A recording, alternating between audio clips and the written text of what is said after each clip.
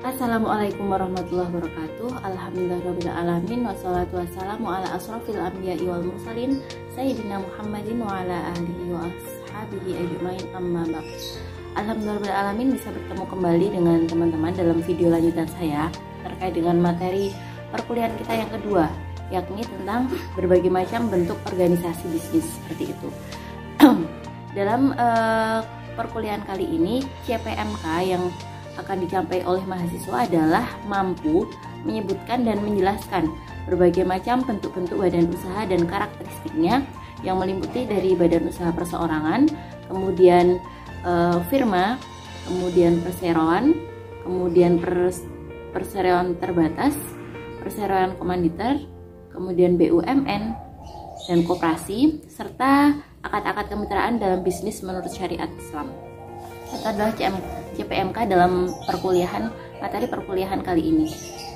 Baik, kita lanjutkan. Jadi untuk mengawali materi ini, saya akan memaparkan tentang data, begitu ya, data yang saya peroleh dari Kidman et al. 2018, bahwa di situ terdapat tabel perbandingan berbagai macam bentuk organisasi bisnis yang ada di Amerika. Bisa dilihat dari tabel tersebut ada 3 macam bentuk bisnis yang ada di dalamnya, yaitu bentuk perseorangan atau sole proprietorship, kemudian yang kedua adalah partnership, dan yang ketiga adalah korporasi. Dilihat dari jumlahnya, maka angka yang paling besar itu adalah bentuk bisnis perseorangan. Kemudian yang paling sedikit adalah bentuk partnership, seperti itu. Tapi kemudian ketika kita melihat total pendapatan dan profitnya, maka yang paling besar itu adalah dimiliki oleh bentuk badan usaha atau bentuk bisnis korporasi, yaitu sebanyak 81% untuk total pendapatan, dan profitnya adalah senilai 58%. Sehingga di sini dapat disimpulkan bahwa bentuk bisnis paling populer yang ada di US atau di Amerika itu adalah bisnis perseorangan. Tetapi sebagian besar pendapatan bisnis itu tidak didapatkan dari bisnis perseorangan, tapi justru didapatkan dari bentuk bisnis berupa korporasi. Selanjutnya saya ambilkan data dari BPS tahun 2016 terkait dengan jumlah usaha menurut tipe badan usaha. Bisa dilihat di dalam tabel bahwa ternyata di Indonesia bentuk usaha yang paling familiar itu adalah bentuk perseorangan yang tidak berbadan usaha. Jadi memang mayoritas badan usaha di Indonesia atau bentuk usaha di Indonesia itu belum berbadan usaha secara resmi, seperti itu ya. Nah, bisa dilihat di tabel bahwa di situ terdapat 5 macam badan usaha atau bentuk organisasi bisnis yang dimulai dari perseroan terbatas, kemudian CV, kemudian firma, kemudian koperasi, dan tidak berbadan usaha atau di sini kebanyakan adalah perseorangan. Nah, berdasarkan jumlahnya bisa dilihat bahwa ternyata paling besar itu adalah bentuk usaha perseorangan atau tidak berbadan usaha, yakni sebesar 24 juta sekian, 24.882.555 atau hampir 25 juta, seperti itu ya. Kemudian yang tertinggi kedua itu adalah CV, yaitu sebesar atau sejumlah 4.400 sekian. Kemudian diikuti dengan PT 172.000, firma koperasi 94.000, kemudian firma adalah 33.000. Itu adalah data menurut BPS, Badan Statistik di Indonesia, seperti itu. Kemudian kita telah berbincang gitu ya, ternyata baik di Amerika, di US maupun di Indonesia itu paling besar atau paling banyak jumlahnya organisasi bisnis itu adalah bentuknya perseorangan, seperti itu. Nah, kemudian ketika kita ditanya begitu ya, sebenarnya yang dimaksudkan dengan perusahaan, kemudian disebut dengan badan usaha, itu sebenarnya apa sih, seperti itu. Nah, di sini sebelum kita melangkah lebih jauh terkait dengan materi ini, maka akan saya paparkan dulu begitu ya terkait dengan definisi perusahaan vs badan usaha. Nah, di sini perusahaan itu merupakan kegiatan atau pekerjaan dan sebagainya yang diselenggarakan dengan peralatan atau dengan cara teratur dengan tujuan mencari keuntungan, dengan menghasilkan sesuatu, kemudian mengolah atau membuat barang-barang, berdagang, memberikan jasa, dan sebagainya. Itu menurut KBBI. Ada juga definisi yang kedua menurut KBBI, itu adalah perusahaan itu merupakan organisasi berbadan hukum yang mengadakan transaksi atau usaha, seperti itu. Itu adalah definisi perusahaan. Kemudian kalau badan usaha itu apa? Badan usaha itu adalah kesatuan yuridis, kemudian teknis dan ekonomis yang bertujuan mencari laba atau keuntungan. Menurut Sagoro tahun 2020 disebutkan bahwa badan usaha itu seringkali disamakan dengan perusahaan, padahal kenyataannya itu berbeda. Jadi di sini badan usaha itu adalah lembaga, seperti itu ya, sedangkan perusahaan itu adalah tempat di mana badan usaha itu mengolah produksi. Jadi ada perbedaan antara badan usaha dan perusahaan. Badan usaha itu adalah lembaganya, kemudian perusahaan itu adalah tempatnya. Gitu ya. Baik, saya lanjutkan. Jadi di sini di Indonesia itu badan usaha yang dikenal itu ada 3 macam gitu ya. Yang pertama adalah BUMN atau badan usaha milik negara, kemudian yang kedua adalah BUMS, badan usaha milik swasta, dan yang ketiga adalah koperasi. Nah, itu adalah menurut Sagoro tahun 2020. Kemudian di sini bisa dilihat terkait dengan ini ya, berbagai macam bentuk badan usaha pada skema yang sudah saya buat. Jadi di situ badan usaha itu ada beberapa macam dari beberapa referensi yang saya dapatkan. Yang pertama di sini adalah ada bentuk perseorangan atau sole proprietorship. Kemudian yang kedua adalah partnership atau kemitraan, kerjasama atau persekutuan. Kemudian yang ketiga adalah perusahaan terbatas. Kemudian yang keempat adalah franchising. Kemudian yang kelima koperasi, dan yang keenam adalah BUMN. Nah, di sini untuk yang partnership itu ada 2 macam, ada 2 pembagian begitu ya. Di sini menurut jenis partnershipnya itu ada yang disebut general partnership, dan yang kedua ada limited partnership. Itu pembagian menurut jenis partnershipnya. Kemudian menurut bentuk persekutuannya itu ada 2. Yang pertama adalah firma, dan yang kedua adalah CV atau persekutuan komaniter. Kemudian untuk perusahaan terbatas atau corporation itu ada beberapa bentuk begitu ya. Di situ ada korporasi perseorangan, korporasi pribadi, korporasi tertutup, kemudian korporasi terbuka, korporasi domestik, dan korporasi asing. Baik, akan kita bahas satu persatu gitu ya, bagaimana karakteristik dari berbagai macam bentuk badan usaha tersebut. Dari yang pertama begitu ya, itu adalah badan usaha berbentuk perusahaan perseorangan atau sole proprietorship. Jadi di sini badan usaha perseorangan itu adalah sebuah kegiatan bisnis yang dimiliki dan dipimpin oleh satu orang saja. Contohnya kalau kita lihat ya, banyak pedagang keliling misalnya yang menjajakan jajanannya di pinggir jalan misalnya atau di pasar. Kemudian ada juga penjual sayur, penjual sate, kemudian ada yang jualan pulsa, atau kita sendiri bahkan begitu ya mendirikan sebuah usaha sebagai sampingan misalnya untuk sebagai sampingan kuliah atau lain sebagainya. Atau mungkin ibu kita jualan apa ya, jualan berbagai macam ini ya, lauk pauk. Nah, itu adalah contoh badan usaha perseorangan seperti itu. Nah, di sini menurut Pride et al 2014 disebutkan bahwa persentase kepemilikan bisnis perseorangan itu paling besar daripada bentuk badan usaha yang lain. Tetapi total penerimaan penjualannya itu sangat kecil. Nah, itu adalah seperti yang sudah saya paparkan sebelumnya begitu ya, dalam tabel-tabel yang tadi baik di US maupun di Indonesia. Kemudian lanjut terkait dengan partnership atau kerjasama, atau nama lainnya adalah kemitraan atau persekutuan. Nah, di sini apa sih yang disebut dengan badan usaha partnership? Jadi di sini namanya aja partnership ya. Ada lebih dari satu orang yang melakukan kerjasama kemudian untuk mendirikan sebuah usaha dalam rangka mendapat laba atau keuntungan. Nah, di sini kedua belah pihak itu saling bekerja sama untuk mengisi kekurangan atau kelebihan serta berbagi resiko dari usaha yang mungkin nanti akan dijalankan seperti itu. Jadi tentunya ya, usaha itu kan ada keuntungan, ada kemudian resiko.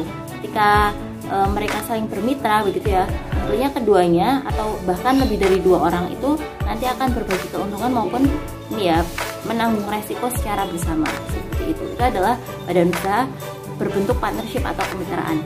Nah, di sini seperti yang dalam skema saya sebutkan tadi, ada 2 macam ini ya bentuk partnership. Yang pertama adalah general partnership, kemudian yang kedua adalah limited partnership. Nah, perbedaannya apa? Jadi di sini general partnership itu adalah semua pihak bekerja sama dalam mengoperasikan usahanya serta bertanggung jawab terhadap utang usaha itu secara bersama-sama. Jadi di sini kata kuncinya adalah menanggung utang secara bersama begitu ya, dan mengoperasikan itu secara bersama-sama. Kemudian di sini memiliki karakteristik lainnya adalah memiliki kewajiban tidak terbatas atas segala utang yang dimiliki perusahaan karena terlibat secara langsung dalam segala kegiatan operasional perusahaan sehari-hari. Jadi bertanggung jawab penuh begitu ya terhadap hutang-hutang yang dimiliki dalam menjalankan usaha.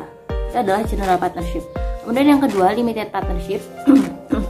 Di sini limited partnership itu adalah orang yang menginvestasikan uang di dalam bisnis tetapi tidak memiliki tanggung jawab atau kewajiban atas utang yang dimiliki oleh perusahaan itu, seperti itu, atau dimiliki oleh badan usaha itu selama menjalankan operasionalnya.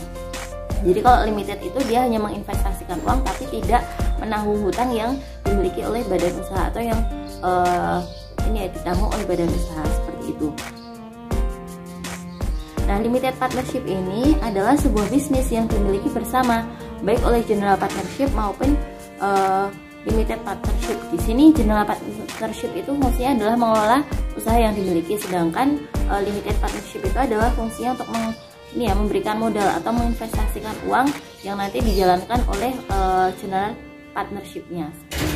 Kemudian ketika berbicara tentang bentuk persekutuan gitu ya, ada dua macam ya, mungkin kita sudah mengenalnya sejak dulu ya, kita belajar ekonomi dari SMP seperti itu. Ada dua macam, yaitu bentuk firma dan yang kedua adalah bentuk CV atau persekutuan komanditer. Nah, perbedaannya apa di sini? Perbedaan dari kedua bentuknya itu adalah dilihat kalau firma itu adalah persekutuan dua orang atau lebih yang membentuk suatu usaha dan menggunakan nama bersama untuk usahanya. Jadi mereka menggunakan nama bersama untuk usahanya. Tetapi kalau untuk yang CV itu adalah suatu usaha bersama di mana anggotanya itu memiliki tanggung jawab yang berbeda-beda sesuai dengan tingkat keterlibatan anggota tersebut di dalam pengelolaan usaha. Jadi kalau yang CV itu ada keterlibatannya itu berbeda-beda antar anggota, seperti itu. Dan tentunya tanggung jawabnya juga berbeda. Kemudian di sini terkait dengan persekutuan itu ada 6 kategori persekutuan. Yang pertama adalah silent partner, kemudian yang kedua adalah secret partner, yang ketiga adalah nominal partner, yang keempat adalah dormant partner, senior partner, dan yang terakhir adalah junior partner. Nah, perbedaannya dari keenam kategori persekutuan itu apa? Jadi yang dilihat yang pertama yaitu adalah silent partner. Jadi silent partner itu adalah partner yang dikenal umum tapi tidak terlibat di dalam pengelolaan usaha. Jadi dia tidak menjalankan operasional usaha, seperti itu. Kemudian yang secret partner itu adalah partner yang terlibat secara nyata di dalam pengelolaan usaha tetapi tidak dikenal umum. Jadi orang masyarakat umum tidak tahu bahwa dia mengelola usaha yang dimiliki, padahal dia sebenarnya menjalankan operasional bisnisnya, seperti itu. Kemudian kalau nominal partner itu adalah partner yang meminjamkan namanya untuk kepentingan hubungan masyarakat tetapi tidak terlibat secara nyata di dalam pengelolaan usaha. Kemudian dormant partner itu adalah partner yang tidak terlibat di dalam pengelolaan usaha dan namanya juga tidak dikenal. Kemudian senior partner itu partner yang memiliki tanggung jawab yang lebih besar. Dan junior itu adalah junior partner yang memiliki tanggung jawab terbatas, biasanya menyelesaikan tugas-tugas yang tidak strategis. Itu adalah kategori persekutuan gitu ya, ada 6 kategori. Dengan perusahaan terbatas atau corporation gitu ya. Nah, definisinya apa? Jadi di sini perusahaan terbatas atau corporation itu merupakan organisasi bisnis berbentuk badan hukum di mana tanggung jawab dan kewajiban usaha itu terpisah dari pemilik modal. Nah, bentuk badan usaha ini diatur dengan peraturan hukum yang legal dan merupakan salah satu komponen yang mendukung perekonomian suatu bangsa. Di dalam perusahaan terbatas atau corporation itu terdapat bagian kepemilikan yang disebut dengan stok. Jadi di mana di sini masyarakat atau orang itu bisa menginvestasikan modal mereka di dalam sebuah perusahaan. Nah, itu yang disebut dengan istilah saham gitu ya. Dan pemegang sahamnya atau orang yang kemudian menginvestasikan dan punya kepemilikan di sana disebut dengan stockholder. Stockholder adalah pemilik perusahaan yang memegang saham dan memiliki hak-hak tertentu, di mana di sini haknya adalah mendapatkan dividen dari keuntungan perusahaan dan dapat mengalihkan kepemilikan mereka dengan menjual saham yang mereka miliki. Pemegang saham dapat menghadiri rapat tahunan, memilih dewan direksi, dan memberikan suara untuk hal-hal yang mempengaruhi perseroan sesuai dengan anggaran dasar dan anggaran rumah tangganya. Struktur perusahaan terbatas atau corporation selain terdiri dari stockholder juga terdiri dari dewan direksi dan manajemen puncak perusahaan. Bisa dilihat di gambar begitu ya, bahwa stockholder terdiri di bagian atas, kemudian direktur atau dewan direksi itu ada di tengah, dan bagian paling bawah adalah manajemen puncak perusahaan. Dewan direksi perusahaan memiliki tugas untuk menetapkan tujuan dan kebijakan utama perusahaan, mempekerjakan pejabat perusahaan, dan mengawasi operasi perusahaan dan keuangan. Kemudian manajemen puncak perusahaan adalah para pejabat perusahaan seperti presiden dan kepala pejabat eksekutif atau CEO, wakil presiden, bendahara, dan sekretaris yang bertanggung jawab untuk pencapaian tujuan dan kebijakan perusahaan yang telah dibuat oleh dewan direksi. Pejabat perusahaan juga dapat menjadi anggota dewan dan pemegang saham. Jenis korporasi itu ada dua, yaitu korporasi tertutup dan korporasi terbuka berdasarkan ini ya, kepemilikan sahamnya apakah bisa dijual ke masyarakat umum atau tidak. Kalau untuk yang korporasi tertutup atau closed corporation itu adalah perusahaan yang sahamnya hanya dimiliki oleh sedikit orang dan itu tidak dijual untuk umum.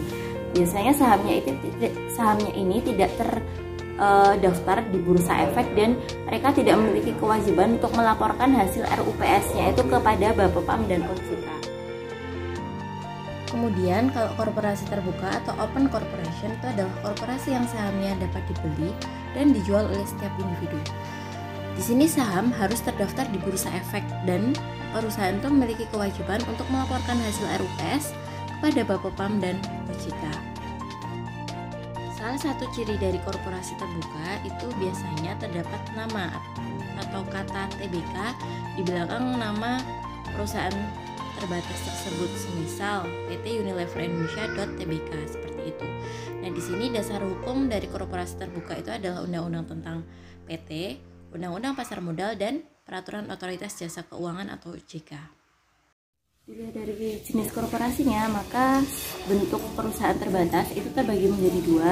Yang pertama adalah korporasi domestik atau domestic corporation, dan yang kedua adalah korporasi asing atau foreign corporation.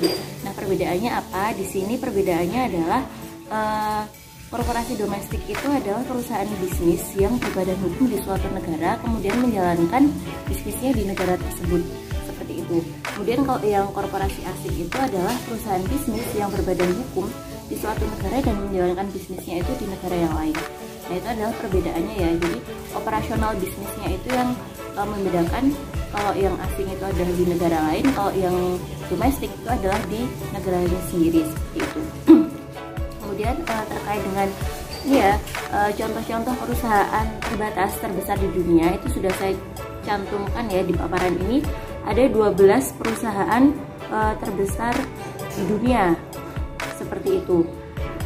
Yang pertama adalah Saudi Arabian Oil Company, itu ada di Arab Saudi, ini perusahaan minyak begitu ya. Kemudian ada Microsoft itu menempati urutan yang kedua. Kemudian yang ketiga ada Apple, kemudian Amazon itu yang di urutan keempat. Kemudian ada Alphabet, Google itu yang kelima, Facebook itu keenam. Kemudian Alibaba itu perusahaan asal Cina ya, itu menempati urutan ketujuh. Kemudian ada Tencent Holding juga dari Cina. Kemudian ada Berkshire Hathaway itu urutan ke-9 dari AS, Johnson & Johnson itu urutan ke-10, kemudian Visa ada di 11 dan Walmart itu ada di urutan ke-12. Itu adalah beberapa contoh korporasi atau perusahaan terbatas yang terbesar di dunia. Seperti itu. Selanjutnya kita berbicara tentang franchising. Jadi franchising itu adalah salah satu bentuk organisasi bisnis juga begitu ya, dan itu terkenal dan banyak dikenal oleh masyarakat beberapa waktu terakhir, karena ini ya di sekitar kita juga sudah banyak contoh-contoh usaha franchise begitu dengan berbagai macam merek atau brand seperti itu. Nah, apa sih sebenarnya organisasi bisnis berbentuk franchising? Jadi di sini franchising itu merupakan sebuah perjanjian di mana pemilik ide atau merek, yaitu namanya adalah franchiser, itu menjual merek atau idenya itu kepada pihak lain atau franchisee dalam wilayah tertentu atau dalam teritori tertentu. Nah, di sini ya ada dua pihak, yaitu franchiser, kemudian yang kedua adalah franchisee. Nah, mereka kemudian mengadakan tadi itu perjanjian untuk membeli atau menjual maupun membeli ide atau merek tertentu gitu.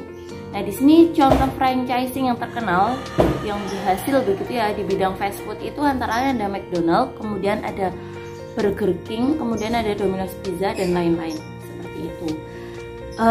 Kemudian perbedaannya apa sih antara franchiser dan franchisee? Bisa dilihat dalam skema di samping begitu ya, bahwa franchiser itu memiliki memiliki kewajiban untuk menentukan wilayah teritorial di mana bisnis itu akan dioperasikan seperti itu. Kemudian memberikan bantuan pelatihan bagi seluruh karyawannya. Yang ketiga adalah memberikan pasokan bahan baku dengan harga yang lebih murah dan kompetitif.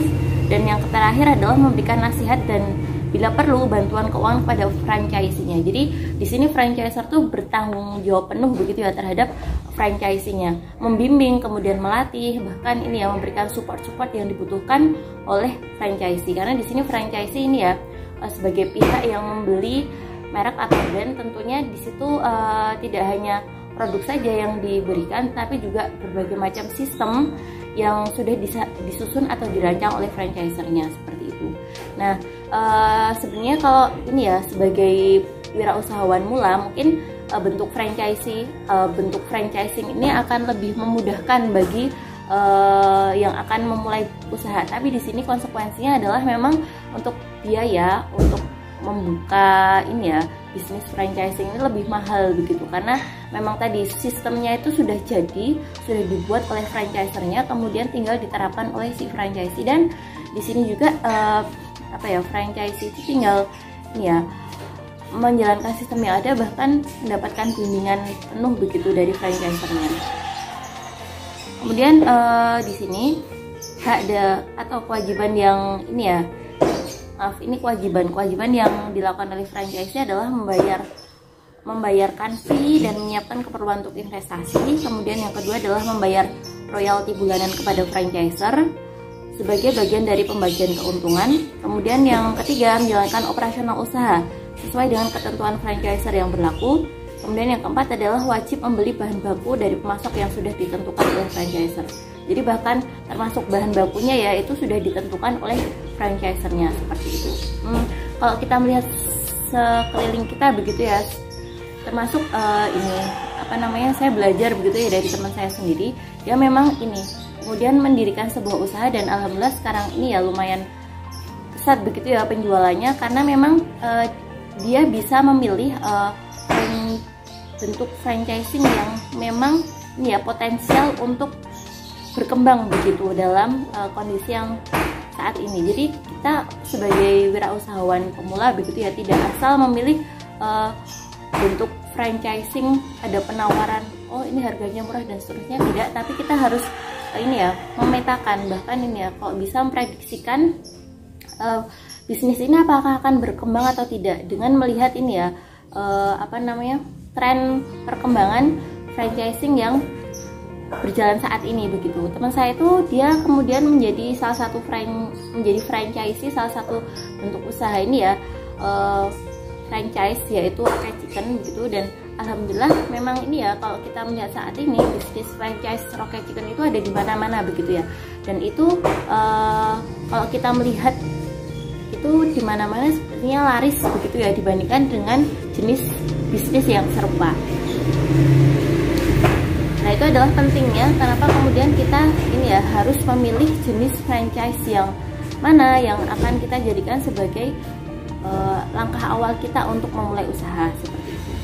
Kemudian di sini saya sampaikan ada top 10 franchises di dunia begitu ya. Ada 10 macam franchise yang terkenal di dunia. Bisa dilihat di dalam tabel ya. Itu ada 7-Eleven, kemudian ada McDonald, kemudian ada Dunkin Donut dan seterusnya. Itu adalah beberapa contoh franchises di dunia yang terkenal dengan jumlah investasi yang cukup besar begitu ya. Seperti itu. Bahkan sampai US miliar gitu ya, kalau dikalkulasikan dengan rupiah itu pasti nilainya sangat fantastis. Seperti itu.